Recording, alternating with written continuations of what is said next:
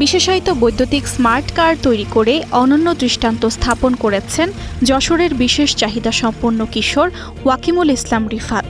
আর সেই উদ্ভাবন দেখে মুগ্ধ হয়েছেন স্বয়ং প্রধানমন্ত্রী তারেক রহমান। এমনকি তার স্মার্ট কার্টে চড়েছেন, ঘুরেছেন প্রধানমন্ত্রী। তুমি কি এই গাড়িটা তৈরি করেছো? আমি তখন বললাম যে হ্যাঁ স্যার, আমি আমার এই গাড়িটা তৈরি করা। উচ্চতা মাত্র 2 ফুট 8 ইঞ্চি, কিন্তু এগিয়ে চলেছেন আকাশ ছোঁয়ার স্বপ্ন নিয়ে। তৈরি করেছেন বিশেষায়িত বৈদ্যুতিক স্মার্ট কার। শরীরের সঙ্গে সংযুক্ত একটি বিশেষ ইলেকট্রনিক ডিভাইসের মাধ্যমে নিয়ন্ত্রণ করা যাবে এই A2i স্মার্ট কার। ফলে হাত পা বিহীন বা শারীরিক প্রতিবন্ধী মানুষও সহজে গাড়িটি ব্যবহার করতে পারবেন। আমার এই গাড়িটা তৈরি করতে 5 বছর টাইম লেগেছে। এই 5 বছরে অনেক পরিশ্রম করতে হয়েছে, অনেক হ্যাসেল পথে হয়েছে। সম্প্রতি প্রধানমন্ত্রীর কার্যালয়ে নিজের উদ্ভাবিত গাড়ি চালিয়ে দেখান রিফাত। সেখানে প্রধানমন্ত্রী তার পাশে বসে পুরো কার্যক্রম পর্যবেক্ষণ করেন এবং সহযোগিতার আশ্বাস দেন।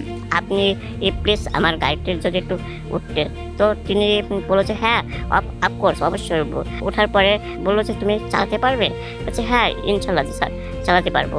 আমি সামনের লুকিং গ্লাস দিয়ে দেখতেছি তিনি অনেক হাস্যোজ্জ্বল, এমন যে বা এটা চলতেছে।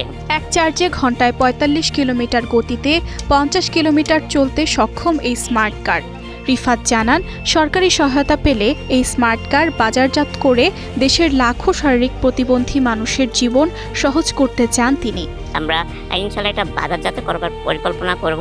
যেমন আমিও উপকৃত হচ্ছি আমার এই গাড়িটা নিয়ে, এমন উপকৃত অল পার্সন যাতে হতে পারে।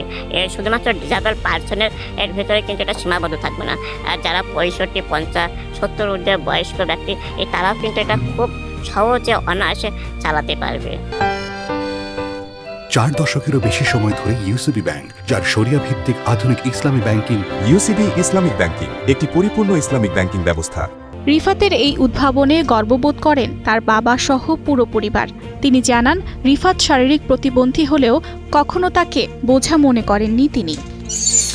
এখন না যেহেতু ওর 17 বছর বয়স, শুরুর থেকে 0 বছর থেকেই আমি কখনো বোঝা মনে করি না।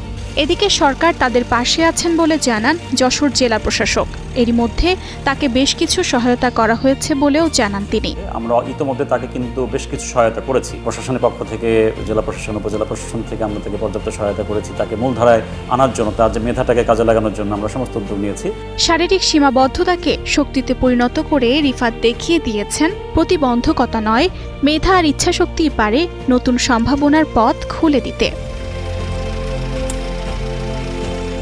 উর্চিতা শেহজিন, স্টার নিউজ।